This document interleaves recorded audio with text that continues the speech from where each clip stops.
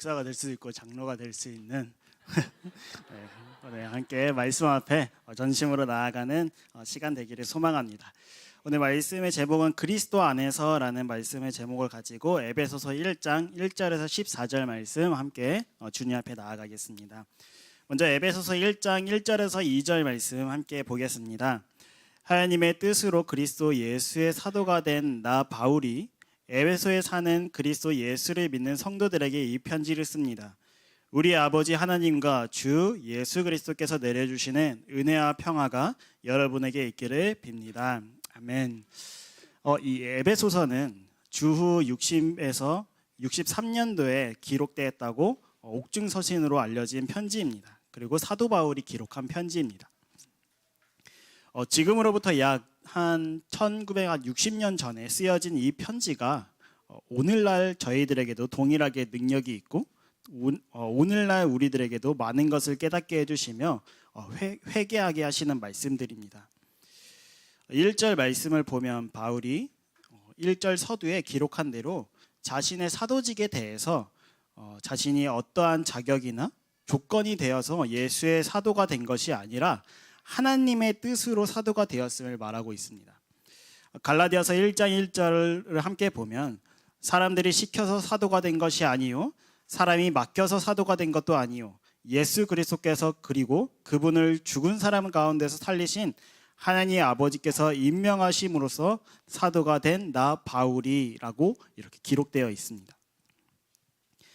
말씀처럼 사도 바울의 이 사도직이 사람에게 있지 않고 또 예수 그리스도로 말미암아 되었음에 서두에 밝히고 있습니다. 왜냐하면 이 당시 사람들은 그가 저질렀던 지난날의 악행들과 또 예수님의 그 공생의 기간 동안 함께하지 않았고 예수님께서 직접 임명한 사도가 아니었기 때문에 바울을 정식 사도가 아니라고 주장하고 또 바울의 사도성을 부인하는 사람들이 있었기 때문입니다. 그러나 바울은 이 다메섹 도상에서 부활하신 주님을 분명히 만났고 이방인의 사도로서 소명을 받았기에 조금도 사도의 자격이 부족한 것이 없었습니다. 그리고 바울이 사도로 주님께서 부르셨다는 것은 신약에서 많이 발견할 수 있고 그 모든 말씀은 바울의 어떠함이 아니라 하나님께서 예수 그리스도로 인한 은혜의 경륜에 따라 이 사도직을 감당하고 있다고 밝히고 있습니다. 저 역시도 이 자리에 서 있는 것이 또 한 달에 한 번 설교를 해야 해서 이 자리에 서 있는 것이 아니라 하나님의 은혜의 경륜으로 인해서 은혜 입은 죄인으로 이 앞에 서 있는 것입니다. 그리고 이 자리에서 성도님에게 말씀을 전하고 있습니다. 바울 역시도 에베소에 사는 그리스도 예수를 믿는 성도님들에게 편지를 쓰고 있다고 말하고 있습니다. 성도가 누구입니까? 성도는 거룩한 무리입니다. 어학사전에서는 그리스도를 믿고 하나님의 자녀가 되어 속된 세상에서 거룩한 하나님의 공동체 일원으로 부름받은 자들이라고 기록되어 있습니다. 무엇으로부터 거룩한 것일까요? 바로 세상과 분리되어 세상이 말하는 길을 따라가는 것이 아니라 거룩하신 예수 그리스도를 따라가는 자들, 그 거룩한 무리들에게 바울은 그들에게 편지를 쓰고 있습니다. 그리고 그 성도들에게 2절 말씀 우리 아버지 하나님과 주 예수 그리스도께서 내려주신 은혜와 평화가 여러분에게 있기를 빕니다 라고 인사를 건네고 있습니다. 세상 사람들에게 우리 주 아버지 하나님과 주 예수 그리스도께서 내려주시는 은혜와 평화가 여러분에게 있기를 빕니다 라고 인사를 건넨다면 이해할 수 있는 사람이 몇이나 될까요? 성격에 따라 그 말을 들었을 때의 반응은 다 다르겠지만 모든 사람들은 아마 이 인사를 이 복을 비는 것을 대수롭지 않는 인사말로 들을 것입니다. 만약에 전쟁터에서 우리 전우들이 전쟁 중에 우리 살아서 만나자라고 이 인사가 이 격려가 이 위로가 우리 일상을 살아가는 저희들에게는 대수롭지 않고 그냥 넘어가고 무슨 뜻인지 이해 못하는 것처럼 매일 거룩을 위해 싸우는 우리들에게 이 인사가 얼마나 큰 위로가 되고 얼마나 큰 힘이 되고 얼마나 이것이 얼마나 우리들에게 소망이 되는 인사인지 모르겠습니다. 3절 말씀을 보면 우리 주 예수 그리스도의 아버지이신 하나님을 찬양합시다. 하나님께서는 그리스도 안에서 하늘에 속한 온갖 신령한 복을 우리에게 주셨습니다. 하나님은 세상 창조 전에 그리스도 안에서 우리를 택하시고 사랑해 주셔서 하나님 앞에서 거룩하고 흠없는 사람이 되게 하셨습니다. 아멘. 이 성경의 말씀에 신령한 복이 무엇일까요? 이 세상의 물질적인 복일까요? 이 땅에서 출세하고 이 땅에서 높아지는 것이 하나님이 말하시는 그 신령한 복일까요? 이 신령한 복은 이 세상의 모든 것들을 쓸어 담아 바꿀 수 없는 복입니다. 그것이 바로 우리의 구원이고 영생인 것입니다. 세상의 그 어떤 복도 세상이 끝나면 전부 사라질 것들입니다. 지금 내가 가장 복이라고 생각하는 것들, 지금 내가 가장 귀하다고 생각하는 것들, 그리고 지금 내가 가장 붙잡고 있는 그 것들이 결국 내가 죽거나 이 세상이 끝나면 아무것도 아닌 모두 썩어 없어 버릴 것들인 것을 기억하시기 바랍니다. 그런데 우리는 눈앞에 보이는 것을 더 믿기 편한 존재들입니다. 만약에 내 눈앞에 현금 1억 원이 있고 예수님을 믿는 것을 선택해야 한다면 이 비유가 너무 예수님 편에서는 너무 어처구니 없고 기분 나쁘신 비유겠지만 우리는 아마 머뭇머뭇거리다가도 주님이 도와주시지 않으면 우리는 세상의 것을 택할 죄인들입니다. 물론 아니요, 저는 주님을 택할 것입니다 라고 말할 분도 계시겠지만 제가 그렇습니다. 정말 실력 없고 제 수준을 알기에 정말 주님이 도와주시지 않는다면, 주님이 제 마음을 지켜주시지 않는다면 이 돈뿐만이 아니라 현실적으로 필요한 물질들이 제 앞에 놓여질 때 제 스스로 성령님과 함께하지 않는다면 저는 세상의 것을 택할 것 같습니다. 그러기에 이 자리가 너무나도 주님의 은혜 없이는 살 수 없다는 자리임을 더욱더 경각심을 갖고 더욱더 깨닫게 되고 겸손히 이 자리에 나아가게 됩니다. 이렇게 부족하고 자격 없고 실력도 없는 제가 과연 구원받은 성도라고 말할 수 있을까요? 우리의 구원은 나에게서부터 시작된 것이 아닙니다. 내가 그동안 쌓아올린, 내가 그동안의 행적들, 그리고 내가 그동안 쌓아올린 커리어들을, 그리고 나의 부와 명예를 통해서 하나님께서 우리를 구원을 약속하신 것이 아니라 우리의 구원은 하나님께서 창세 전부터 선택하셨다는 것입니다. 우리가 아직 연약할 때, 또 우리가 아직 죄인 되었을 때 이미 그리스도께서 죽으심으로 하나님께서 우리에 대한 자기의 사랑을 확증하셨다는 것입니다. 말씀의 표현대로 우리를 택하시고 사랑해 주셔서라는 이 표현은 어떤 아기에게 너무 이쁘고 너무 사랑스럽다, 또 뭐 강아지에게, 고양이에게 너무 이쁘고 귀엽다, 이 수준이 아니라 하나뿐인 아들 독생자 예수 그리스도를 죽이시면서까지의 그 사랑의 수준인 것입니다.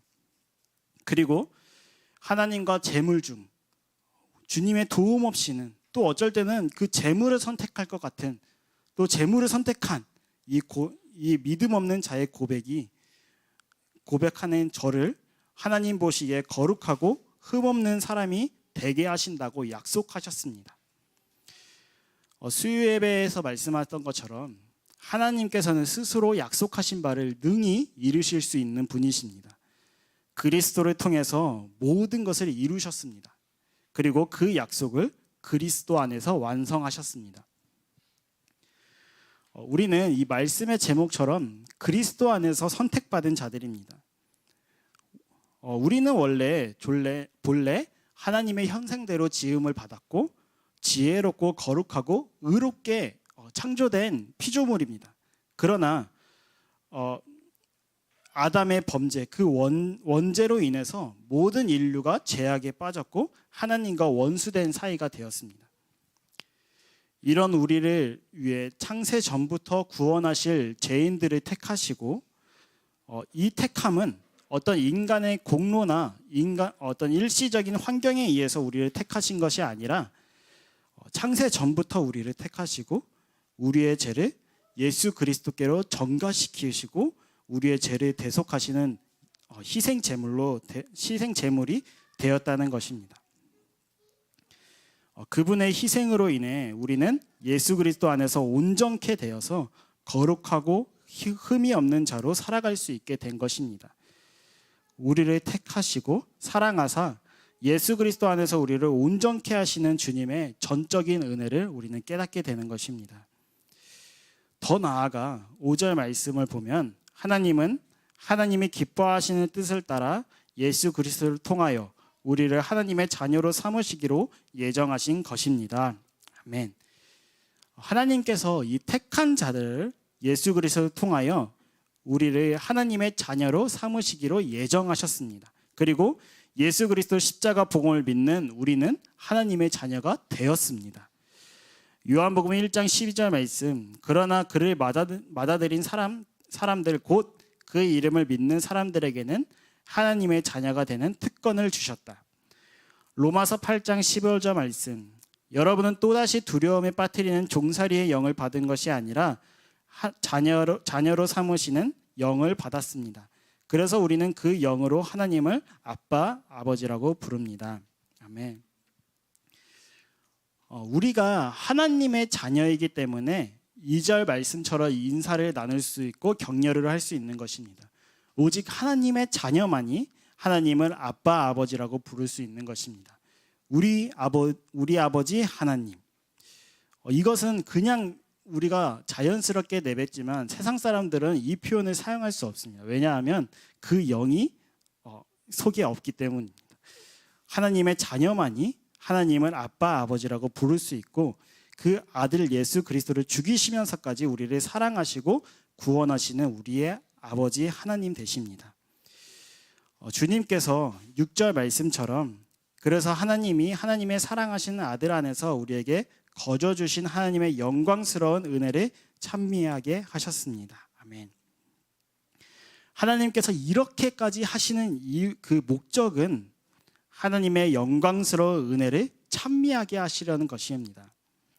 이런 큰 은혜를 깨닫게 된 은혜 입은 죄인들이 은혜로 구원하신 하나님의 은혜를 감사하며 찬미할 수밖에 없는 것입니다. 매일 새 노래로, 매일 그 구원의 노래로 새롭게 나에게 임하시는 그 구원이 우리는 그 구원의 노래, 그 새 노래를 매일 아침마다 찬양할 수밖에 없는 존재들입니다. 하나님의 형상이 깨져버린 우리를 다시 창조의 원형의 모습으로 살아가게 하시는 주님의 은혜 앞에 우리는 더욱 전심으로 나아가 매 순간 주님께 감사하며 찬미하는 우리 저와 성도님들 모두가 되기를 소망합니다. 7절 말씀을 함께 보면 우리는 그 아들 안에서 하나님의 풍성한 은혜를 따라 그의 피로 구속 곧 제 용서를 받게 되었습니다. 7절 말씀에 등장하는 표현에서 풍성한 은혜, 개역개정에서는 이것을 그의 은혜의 풍성함을 따라라고 번역되어 있는데 이 표현은 바울의 특유의 전형적인 표현 중 하나입니다. 성경 곳곳에서 볼 수 있는데 로마서 2장 4절, 또 9장 23절, 또 빌립보서 4장 19절, 골로새서 1장 27절 등 이 표현이 자주 등장하고 있는 것을 볼 수 있습니다.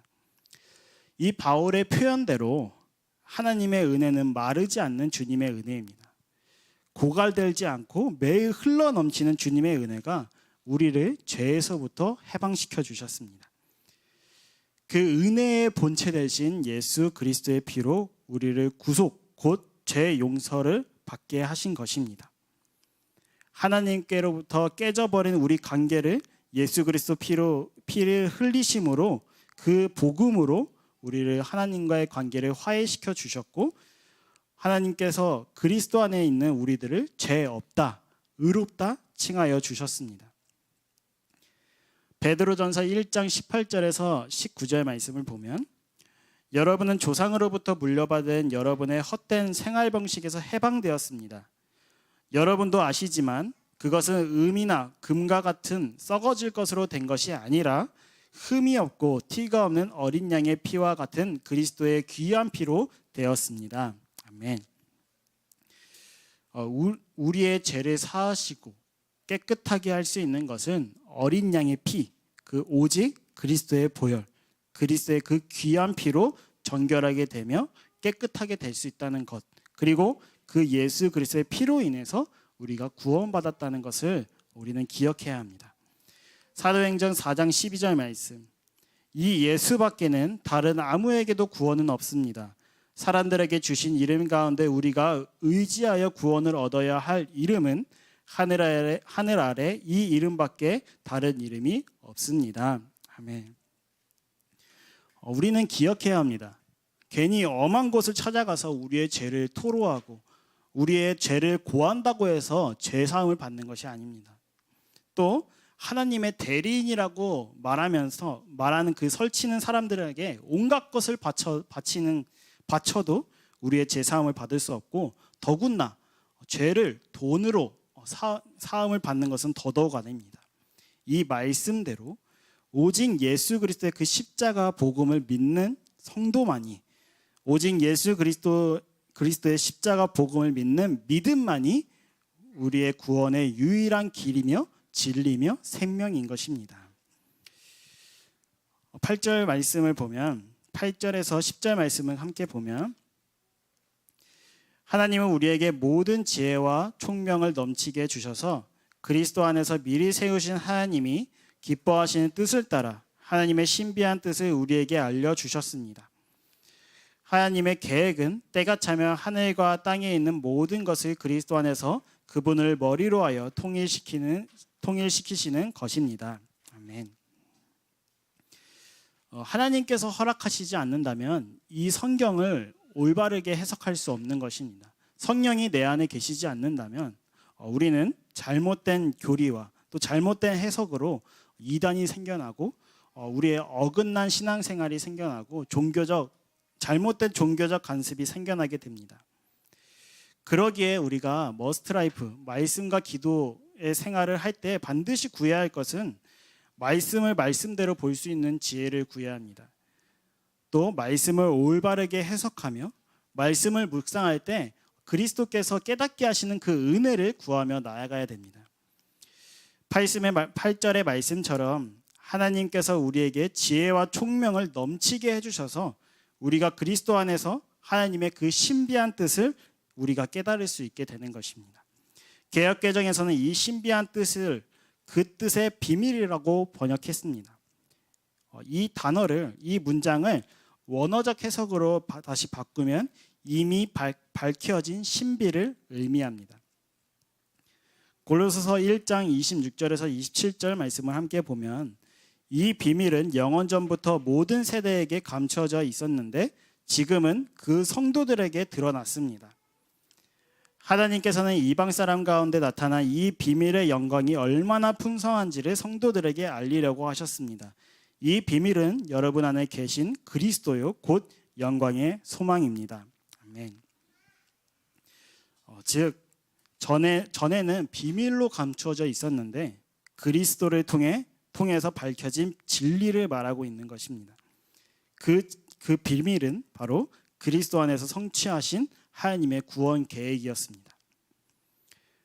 예수 그리스도의 그 복음은 하나님의 신비한 뜻이었던 것입니다.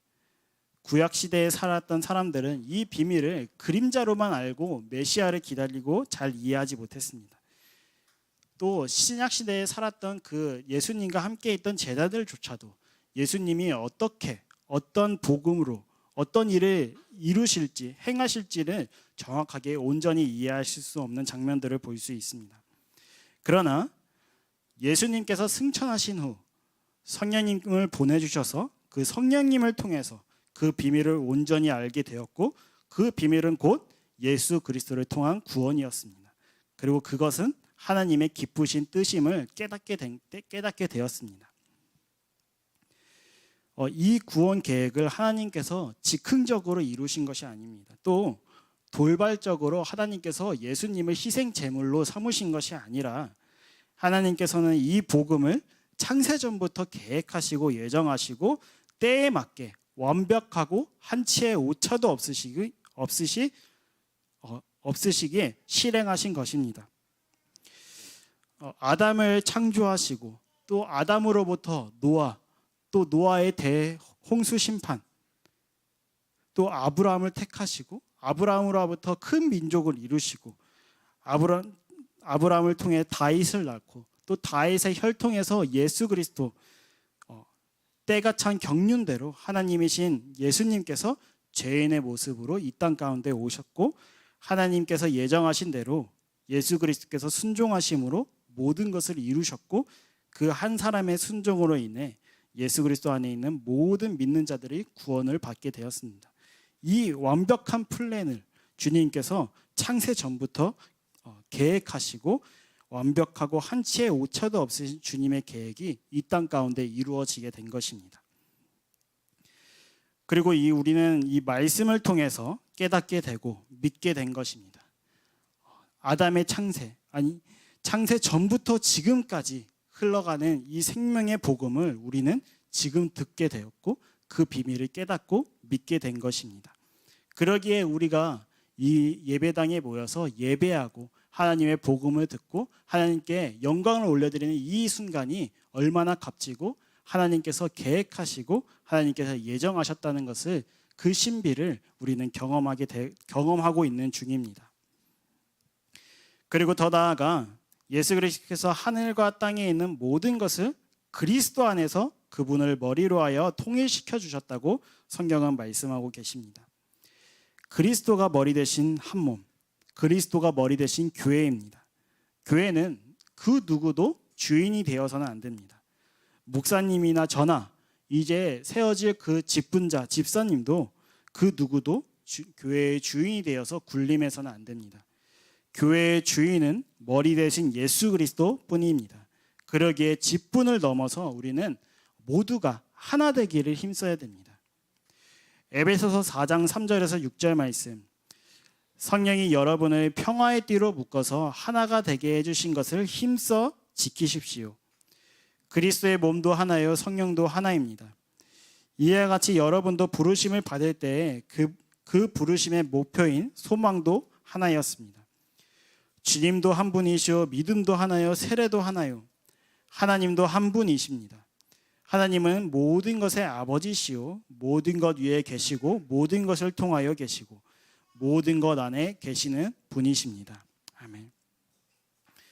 모든 구원받은 성도들은 예수 그리스도 안에서 한 몸, 한 지체, 또 한 교회됨을 기억해야 됩니다. 우리의 잘못된 생각, 누군가는 하겠지, 또 나 아니어도 되겠지라는 생각을 이제는 내려놓고 오늘 하루 말씀 안 봐도 되겠지, 나 하나쯤 죄 지어도 되겠지라는 생각들을 내려놓고 그 누군가의 그 한 사람의 죄는 곧 우리 공동체 전부의 죄이기 때문입니다. 우리 공동체가 전부가 거룩을 위해서, 하나 되기 위해서 힘써야 되고 그 거룩을 위해서 매일 치열한 싸움을 싸워 나아가야 됩니다. 그것이 바로 한 몸 된 지체이며 한 교회이며 그리스도 예수가 머리 되신 교회인 것입니다. 그러기에 우리는 우리의 생각들, 우리의 잘못된 죄된 마음들을 내려놓고 더욱 하나 되기를, 더욱 서로 사랑하기를 힘쓰는 우리 모두가 되기를 간절히 소망합니다. 11절 말씀 함께 보겠습니다. 하나님은 그리스도 안에서 우리를 상속자로 삼으셨습니다. 이것은 모든 것을 자기의 원하시는 뜻대로 행하시는 분의 계획에 따라 미리 정해진 일입니다. 아멘. 참 전에는 이런 말씀들과 참 혼란이 많이 되었고, 제가 배운 신학은 인간의 자유의지를 강조해서 나의 자유의지를 사용해서 구원을 이루어가는 신학을 배워왔습니다. 그래서 참 교리를 공부할 때 이런 말씀들과 참 충돌하는 경우가 많았습니다. 물론 잘못된 오해들로 인한 충돌이었지만 모든 것이 하나님의 원하시는 뜻대로 행하시는 분의 계획에 따라 미리 정해진 일입니다. 이 말씀을 직면했을 때 저는 운명론적 이해로 이 말씀을 해석해서 모든 것들이 하나님이 이미 정해졌다면 굳이 내가 열심히 내 자유의지를 사용해서 믿을 필요가 있을까? 굳이 내 자유의지를 사용해서 이 구원의 길을 걸을 필요가 있을까라는 잘못된 생각을 많이 했습니다. 그래서 교회에서 그 도르트 신경을 배웠을 때 참 많이 부딪히고, 그래서 충돌이 있고 혼란스러워서 참 많은 질문을 했던 기억이 납니다. 이 자리에서 뭐 예정론, 운명론, 숙명론 막 이런 어떤 이론들을 다 다룰 수는 없지만, 분명한 것은 하나님께서는 우리를 로봇으로 만드시지 않으시고 또 그렇게 대하시지 않으신다는 것입니다. 하나님께서는 우리의 인간에 대한 존엄성을 인정해 주시고 우리의 자유의지도 보장해 주십니다. 다만 이 자유의지, 우리가 그렇게 살아가는 그 결과에 대해서 그 책임을 저희에게 물으십니다. 그런데 본질상 진노의 자녀인 우리들의 선택과 결정은 항상 하나님과의 반대되는 선택들만 하고 그 길을 결정한다는 것입니다. 그러나 이러한 나를 택하시고 죄의 길로 자꾸만 가려는 저희를 택하시고 그리스도 예수 안에서 거룩하고 흠없는 자로 또 그런 자로 또 구원으로 인도하여 주신다는 것입니다. 결국 어느 날 뒤돌아보니 내가 믿음 위에 서 있었고 하나님께서 그 길을 지켜주시고 보호하여 주셨다는 것을 뒤늦게 깨닫게 되는 것입니다. 그리고 이 자리에 서 있는 것도, 이렇게 예배 드리는 것도 다 하나님의 은혜임을 깨닫게 됩니다.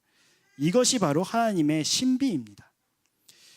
하나님께서 모든 것을 하나님의 원하시는 뜻대로 역사하실 수 있는 주권적 섭리자이십니다. 그런 섭리자 되신 하나님의 예정하심은 우리를 하나님의 상속자로 삼으셨다는 것입니다. 그리고 그 상속자가 예수 그리스도 안에서 되었다는 것입니다. 이 예정하심은 우리의 어떠한 공로나 어떠한 힘과 노력으로 상속자가 된 것이 아니라 하나님의 기쁘신 뜻대로 우리를 상속자로 예정하시고 예수 그리스도 안에서 그것을 온전케 되어가고 있는 것입니다.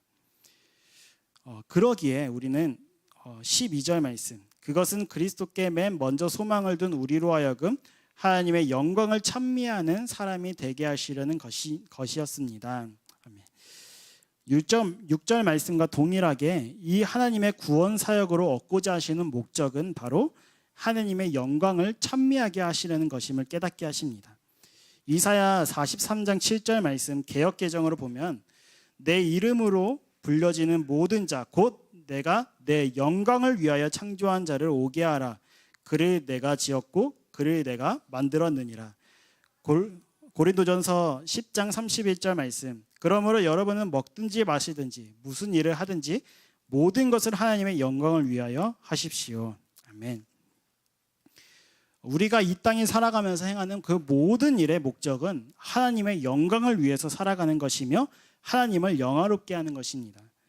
웨스터민스터 소유리 문답 1문 1답, 사람의 제일 첫째 되는 목적이 무엇입니까? 사람의 제일 되는 목적은 하나님을 영화롭게 하는 것과 영원토록 그를 즐거워하는 것이다.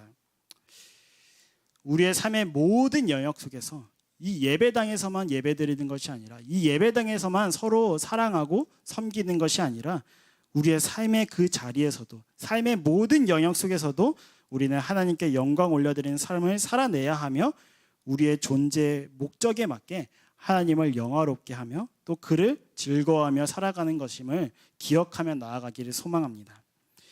마지막으로 13절에서 14절 말씀, 여러분도 그리스도 안에서 진리의 말씀 곧 여러분을 구원하는 복음을 듣고서 그리스도를 믿었으므로 약속하신 성령의 날인을 받았습니다. 이 성령은 하나님의 소유인 우리가 완전히 구원받을 때까지 우리의 상속의 담보이시며 우리로 하여금 하나님의 영광을 찬미하게 하십니다. 아멘. 이 구원의 복음은 유대인에게만 국한되어 있는 것이 아니라 이방인에게도 전해진 복음입니다.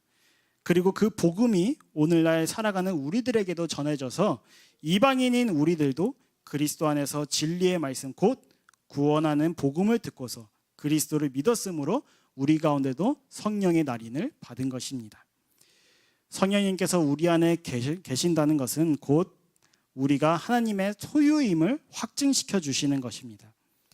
하나님의 소유된 백성들이 이 세상을 사는 동안 끝까지 믿음을 지키게 하시며 그 일에 담보가 되어주시고 이 믿음의 끝을 끝까지 갈 수 있도록 지키시며 보호하시며 인도해 주십니다. 그리고 마침내 천국에서 주님과 영원히 함께하는 그날을 맞이하게 될 것입니다. 이 하나님의 신비스러운 일이 오늘도 우리 가운데 일어나고 있는 중입니다. 그러기에 이 일을 이루신 또 이 일을 이루어 가실 우리 주님께 감사와 영광을 올려드립니다. 아멘. 다시 기도하겠습니다. 아버지 하나님 감사합니다.